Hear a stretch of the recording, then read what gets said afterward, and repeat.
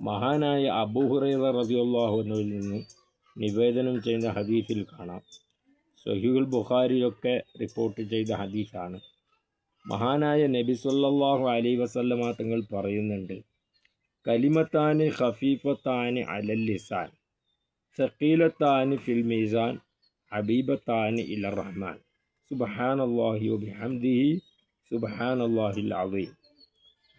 എന്താണ്? നാവിന് വളരെ ലളിതമായതും അതുപോലെ തുലാസിൽ വലിയ ഭാരം തൂങ്ങുന്നതുമായ അള്ളാഹുവിന് വളരെയേറെ ഇഷ്ടപ്പെട്ട രണ്ട് വാചകങ്ങളുണ്ട്. സുബ്ഹാനല്ലാഹി വബിഹംദിഹി സുബ്ഹാനല്ലാഹിൽ അസീം. ഈ രണ്ട് വാചകങ്ങൾ മഹാനായ നബി സല്ലല്ലാഹു അലൈഹി വസല്ലമ തങ്ങൾ പഠിപ്പിച്ചതാണ്. ഇത് രാവിലെയും വൈകുന്നേരവും അതിയായി ചെയ്താൽ അള്ളാഹുവിൻ്റെ സഹായം ലഭിക്കാനും നമ്മുടെ എല്ലാ കാര്യങ്ങളും എളുപ്പമാകാനും ഇത് വളരെ ഉപകാരപ്പെടും. ഇൻഷാ അല്ലാഹ് എല്ലാവരും കൃത്യമായി ചെയ്യുക. അസ്സലാമു അലൈക്കും വറഹ്മത്തുള്ളാഹി വബറകാതുഹു.